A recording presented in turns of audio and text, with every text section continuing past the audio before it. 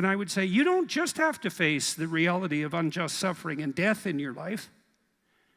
You have to face the reality of hell. And you might say, well, I don't believe in hell. It's like, well, do you believe in Nazi Germany?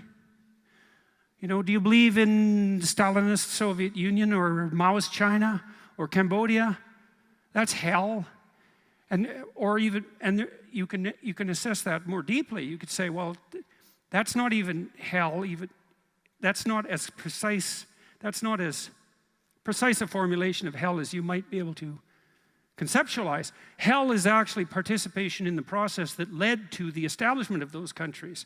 And that's something that human beings do. And the fact that we do that is something we have to face. And maybe that's even worse than death. And I think you can make a case for that. I really do. I think there are things in life that are worse than death.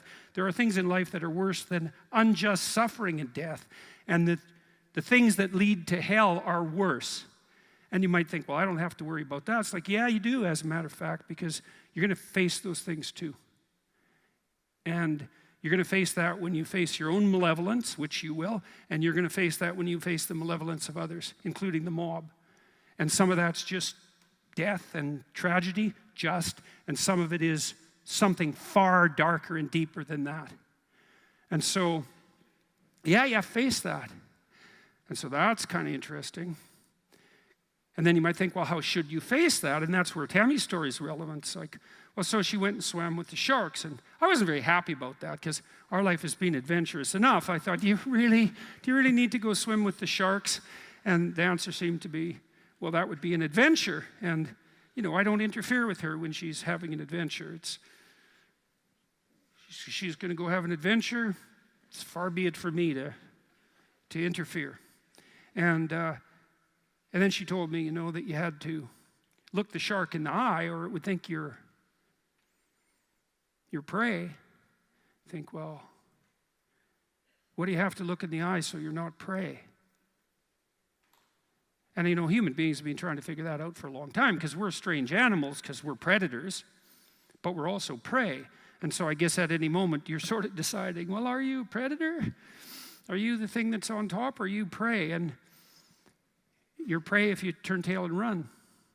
And there's a psychological truth there, like a deep psychological truth. And it seems to be something like if you practice forthright and voluntary exposure to that which terrifies and dismays you, it transforms you. And we really know this as psychologists. We even know there's more and more evidence suggesting, for example, that if you imagine you adopt this attitude of voluntary confrontation, that changes you psychophysiologically. So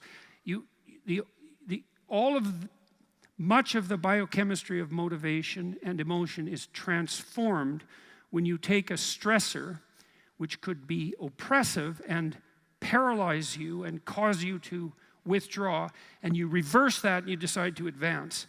It's like a different spirit inhabits you. And I mean this physiologically. There's a whole different pattern of being that makes itself manifest in you neurologically and psychophysiologically and pharmacologically. So you take it on as a challenge, right? And that transforms you at a cellular level too, because one of the things we've discovered in recent years is that if you do something new and complex, then that turns on that parts of your DNA that haven't produced proteins before will start producing new proteins and reconstruct you from the cellular level up.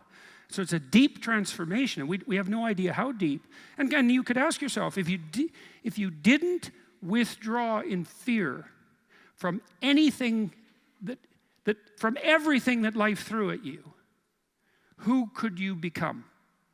And I would say that's the central religious question in some real deep sense. You know, are more things thrown at us than we can manage? Well, that's a tricky question because pretty dreadful things are thrown our way. And you might say, well, that just presents an insuperable barrier to progress. That's not very helpful because you're alive, here you are, you got these problems to contend with, and if it's an impossible task, then how could you be anything but hopeless and desperate?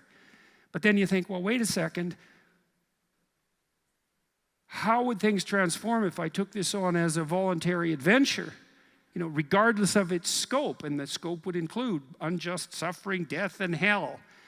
And that's not just some religious or metaphysical vision. It's like, no, you're actually going to have to contend with that in your life, in whatever way those things make themselves manifest to you personally.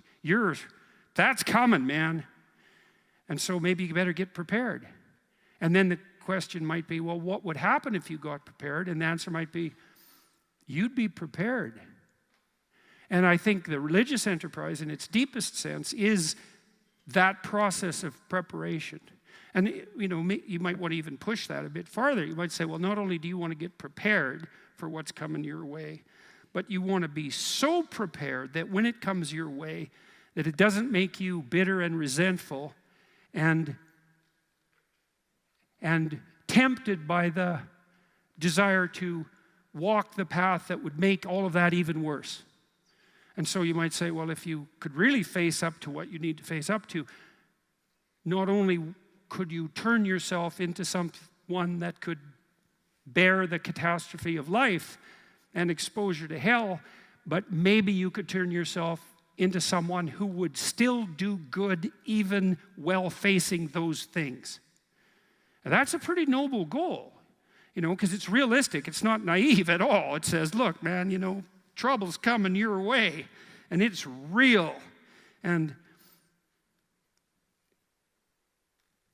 yet it's possible that you could confront that and still do good in the deepest sense. It's like, well, that's quite something. It would be really quite something if that's true. And one of the preconditions of that would be faith, I suppose. And in some sense, that's what Tammy was manifesting when she went down and swam with the sharks. The faith that if she looked the bloody predator in the eye, that would solve the problem. And then you think too, well, could it be any other way? It's like, well, we have all these problems in our lives, and we could think there's two possible ways of approaching those problems. One would be we just ignore them in the hopes they would what, go away? Well, and no one thinks that's, no one who isn't a child thinks that, and very few children. Nobody believes that. We know perfectly well that if you got to face something, man, you better face it. And if you're going to face it, that's probably the best pathway forward. And then you might think, well, what does that mean ultimately? And it might mean something like, face it, you know, as deeply as you possibly can and as voluntarily as you possibly can. And there's an element of faith in that because you have to put yourself on the line. But you're kind of stuck with that anyways. You know, that's the rub.